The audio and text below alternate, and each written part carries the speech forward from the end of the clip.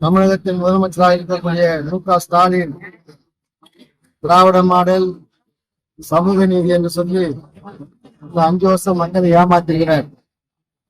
கொடுத்த வாக்குறுதியை ஒண்ணு கூட நிறைவேற்றல. தமிழ்நாட்டுக்கு எந்த ஒரு புதிய திட்டங்களையும் கொண்டு வரல. தமிழ்நாட்டை நம்பர் 1 கடனாளி மாநிலமா தான் ஆக்கியிருக்கிறார். சட்டம் ஒழுங்கு சீர்குலைந்து போச்சு.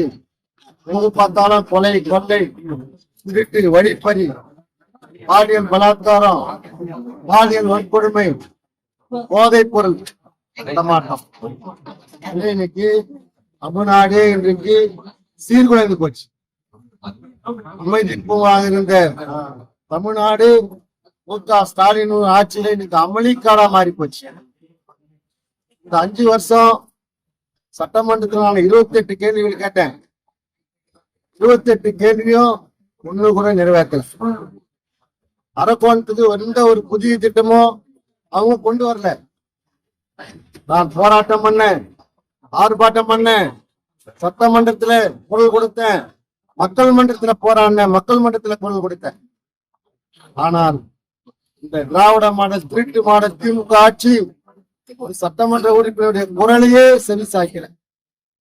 ஜனநாயக சட்டமன்றத்துல பேச விடுறதே கிடையாது. ஜனநாயக படுகொலை செய்தார்கள்.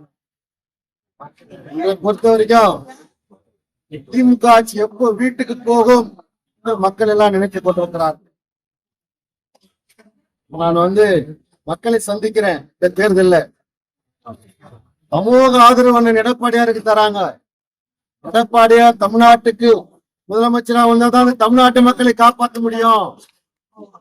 குறிப்பா பெண்களை காப்பாற்ற முடியும். பெண்களுக்கு பாதுகாப்பு, சுதந்திரம் எடப்பாடியாரால் மட்டும்தான் கொடுக்க முடியும். ஆனால் தமிழ்நாட்டு மக்கள் ஒட்டுமொத்தமா தமிழ்நாட்டை காப்பாற்றணும், எடப்பாடியார் வரணும்னு தீர்க்கமா முடிவு பண்ணிருக்கிறாங்க.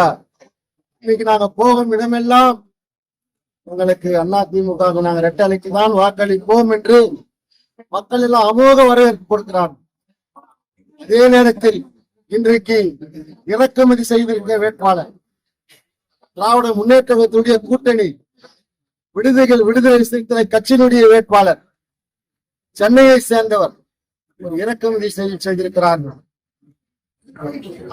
அந்த வேட்பாளரை கண்டிப்பாக தோற்கடித்து என்னுடைய தொகுதி மக்கள் அவர் வீட்டுக்கு 10 ரூபாய் அனுப்பி வைப்பாங்க. அரக்கோணம் தொகுதியை பொறுத்தவரை உள்ளூர் வேட்பாளர் தான் ஆதரிப்பார்.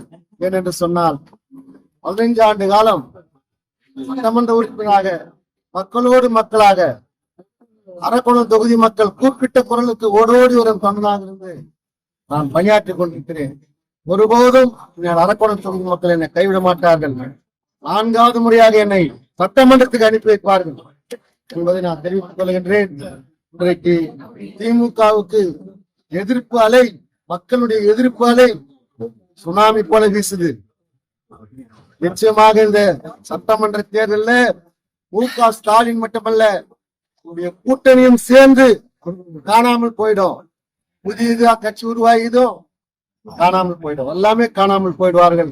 எடப்பாடியார் தமிழகத்தை பொறுத்தவரை 210 தொகுதிகளை கைப்பற்றி, பெரும்பான்மையாக தொகுதிகளை கைப்பற்றி ஆட்சி அமைக்க எடப்பாடியார் முதலமைச்சராவது உறுதி என்பதை நான் தெரிவித்துக் கொள்கிறேன்.